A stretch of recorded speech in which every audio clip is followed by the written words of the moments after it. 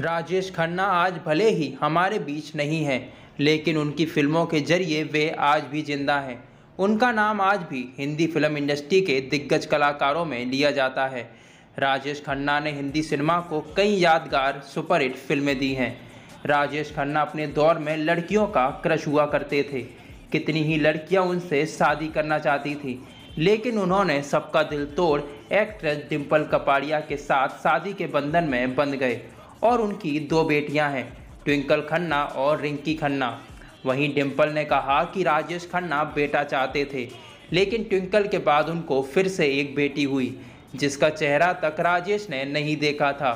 और फिर पूरे 5 महीने बाद राजेश ने अपनी छोटी बेटी रिंकी का चेहरा देखा। बेटा ना होने की वजह से दोनों पति पत्नी के रिश्तों में दूरी आने लगी थी, जिसके बाद डिम्पल दोनों बेटियों के साथ घर छोड़कर चली गईं।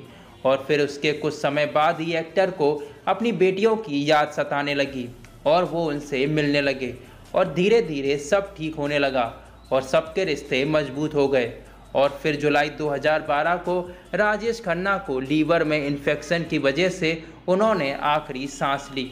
वहीं अक्सर एक्टर्स, निर्माता, निर्देशक फिल्मों की शूटिंग के दौरान तमाम किस्से सुनाते हुए नजर आते हैं, और ऐसे कितने ही किस्से हैं जिनमें देखा गया है कि किसी की किसी से गहरी दोस्ती हो गई, तो कभी किसी बात को लेकर एक्ट्रेस के बीच तू मैं हो गई और बाद में यह विवाद इतना बढ़ गया कि बोलचाल ही बंद हो गई। और ऐसा ही एक किस्सा है राजेश खन्ना और अमोल पालेकर का, जिसके बाद दोनों की दोस्ती टूट गई। इतना ही नहीं, फिर कभी दोनों ने साथ में काम भी नहीं किया। ये किस्सा है साल 1980 में आई फिल्म आंचल का। इस फिल्म में एक ऐसा सीन था जिसे करने से अमोल पालेकर ने मना कर दिया था, लेकिन राजेश खन्ना और फिल्म के डायरेक्टर अनिल गांगुली ने मिलकर एक प्लान बनाया और दोनों ने मिलकर अमोल से यह सीन करवा लिया। इस सीन को करवाने में तो दोनों कामयाब हो गए, लेकिन अमोल पालेकर काफ़ी नाराज हो गए थे। इस फिल्म में राजेश खन्ना, रेखा, अमोल पालेकर, प्रेम चोपड़ा और राखी लीड रोल में थे और डायरेक्टर्स के मुताबिक फिल्म में एक सीन की डिमांड थी, जिसमें अमोल पालेकर को राजेश खन्ना के पैर पकड़कर माफ़ी मांगनी थी। इतना ही नहीं, माफ़ी मांगने के दौरान राजेश खन्ना को अमोल पालेकर को लात भी मारनी थी और इस सीन को करने के लिए अमोल पालेकर ने मना कर दिया। फिल्म के डायरेक्टर्स ने उन्हें खूब मनाने की कोशिश की, लेकिन वो नहीं माने और जब वे पूरी तरह से हार गए तो राजेश खन्ना और अनिल गांगुली ने मिलकर एक प्लान बनाया और अनिल गांगुली ने अमोल पालेकर से बात करके उन्हें राजी कर लिया कि वे राजेश खन्ना के घुटने पकड़कर सिर्फ माफ़ी मांगेंगे। और अमोल पालेकर जब शूटिंग के दौरान राजेश खन्ना के घुटने पकड़कर माफ़ी मांगने का सीन कर रहे थे, तभी अनिल गांगुली ने इशारा करके अमोल पालेकर को लात मारकर गिरा देने को कहा और राजेश खन्ना ने भी डायरेक्टर के कहे अनुसार वैसा ही किया। इसके बाद अमोल पालेकर बहुत नाराज हो गए, क्योंकि उनके मना करने के बावजूद भी यह सीन किया गया। और इस किस्से के बाद अमोल पालेकर ने कभी भी राजेश खन्ना और अनिल गांगुली के साथ काम नहीं किया। इस घटना के पहले राजेश खन्ना और अमोल के बीच के रिश्ते काफ़ी अच्छे थे, लेकिन इस घटना से वे बहुत नाराज हुए और दोनों की दोस्ती टूट गई। वहीं बॉलीवुड के पहले सुपरस्टार राजेश खन्ना की जिंदगी किसी फिल्मी कहानी से कम नहीं है। लगातार 15 सुपरहिट फिल्में देने वाले राजेश खन्ना ने जो फैंस की दीवानगी का आलम देखा, वो किसी दूसरे स्टार को शायद ही कभी नसीब हो पाए। ऑन स्क्रीन अपने किरदारों से एक्सपेरिमेंट करने वाले राजेश खन्ना रियल लाइफ में काफ़ी रिस्क टेकिंग प्रवृत्ति के थे। उनका स्टारडम भी किसी चमत्कार से कम नहीं था, इसलिए वो लाइफ में चमत्कारों में बहुत यकीन रखते थे। और राजेश खन्ना की सुपरस्टार राजेंद्र कुमार के बंगले डिम्पल पर नज़र थी। वो इस बंगले को खरीदना चाहते थे। इस बंगले को उस जमाने में भूत बंगला भी कहा जाता था और फिर राजेश खन्ना ने 3 लाख रुपए देकर बिना देर किए इसे खरीद लिया और राजेश खन्ना ने शिफ्ट होते ही इस बंगले का नाम आशीर्वाद रख दिया और इसके बाद वे वही हुआ जिसकी उम्मीद थी। राजेश खन्ना की लगातार कई फिल्में हिट होती गईं। उन्हें ये बंगला इतना पसंद था कि उन्होंने अपने आखिरी दिनों और डाउनफॉल के दिनों में भी इस बंगले को नहीं छोड़ा और मरते दम तक इसी में रहे और वहीं आखिरी सांसें ली। और फिर उनकी मौत के बाद उनके दामाद अक्षय कुमार ने इस बंगले को बेच दिया। राजेश खन्ना का नाम हिंदी फिल्म इंडस्ट्री में बड़े ही सम्मान के साथ लिया जाता है।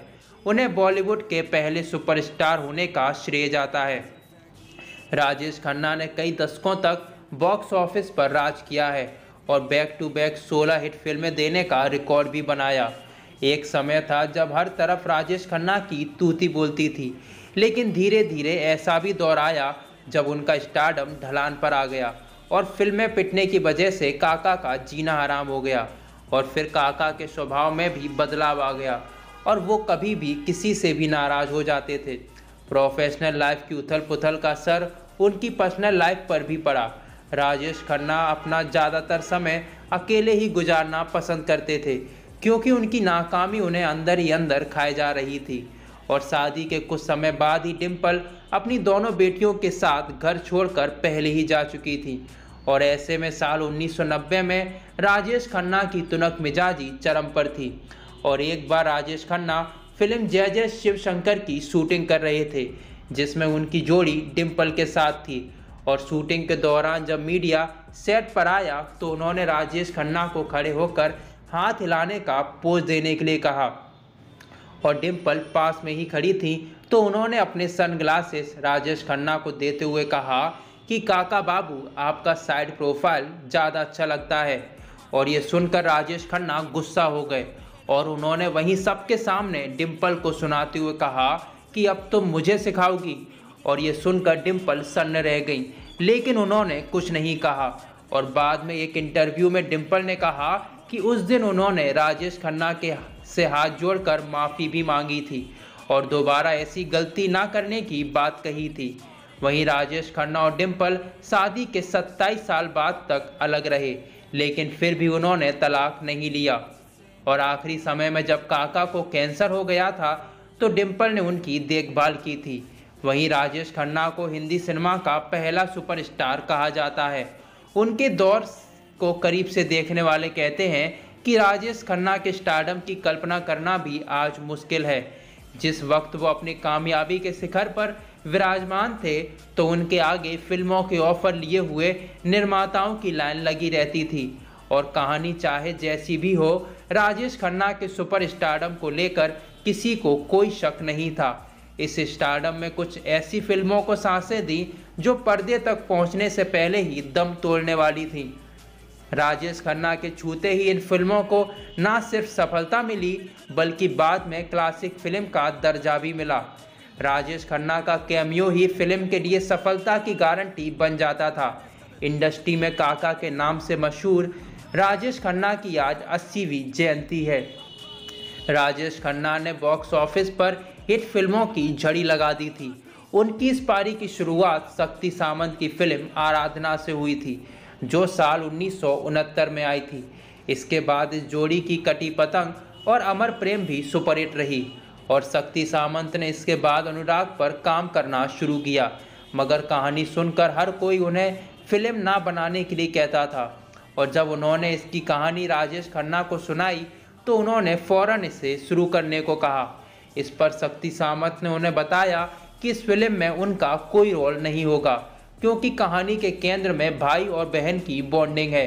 मगर जब राजेश खन्ना नहीं माने तो उनके लिए एक मेहमान की भूमिका लिखी गई और फिल्म को रिलीज को सपोर्ट करने के लिए राजेश खन्ना डिस्ट्रीब्यूटर भी बने।